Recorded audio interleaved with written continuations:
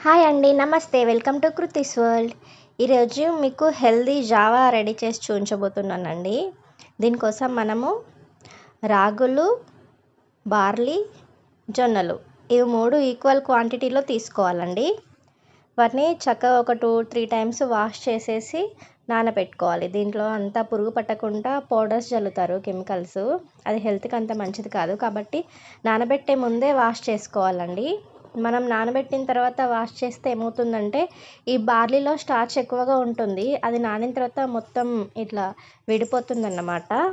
అందుకే నానబెట్టక ముందే ఫస్టే 2-3 టైమ్స్ తెల్లగా అయ్యే వరకు వాష్ చేసేసి నానబెట్టుకోవాలి. ఒక 12 అవర్స్ అలా నానితే బాగుంటుందండి. ఇవి నానడానికి కాస్త ఎక్కువ టైమే పడుతుంది. బార్లీ త్వరగా నానితే కానీ జొన్నలును రాగులు నానడానికి టైం పడుతుందండి.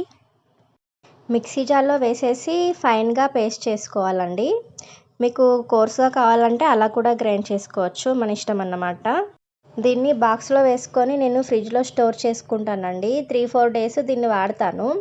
మనం ఇప్పుడు ఇద్దరికి జావ కావాలనుకోండి, ఒక 2.5 గ్లాసెస్ వాటర్ పోసేసి వాటిని మరగబెట్టేసి తర్వాత ఒక గరిటెడు ఈ పేస్ట్ని తీసుకోవాలండి. మనం మిక్స్ చేసిన పేస్ట్ని దాన్ని కొంచెం వాటర్లో డైల్యూట్ చేసేసి మరుగుతున్న వాటర్లో కలుపుతూ పోయాలి. కాసేపు ఉడికిన తర్వాత అందులో ఉప్పు వేసుకోవాలి. జావా రెడీ అయిపోతుందన్నమాట. ఈ జావా చాలా టేస్ట్గా ఉంటుందండి. మనం ఇట్లా పౌడర్స్ చేసిన జావా కంటే ఇది బాగా టేస్ట్గా ఉంటుంది. ఇలా ట్రై చేయండి. ఇలా చిన్నపిల్లలు కూడా ఇష్టంగా తాగుతారండి. మా పిల్లలు కూడా ఇష్టంగా తాగుతారు. మా శ్రీకృతికి జావా అంటే చాలా ఇష్టము. మనం అలాగే రోజు ఈ మిక్సీ పట్టే పని లేకుండా ఒకసారి చేసుకుంటే 3-4 డేస్ మనం వాడేసుకోవచ్చండి.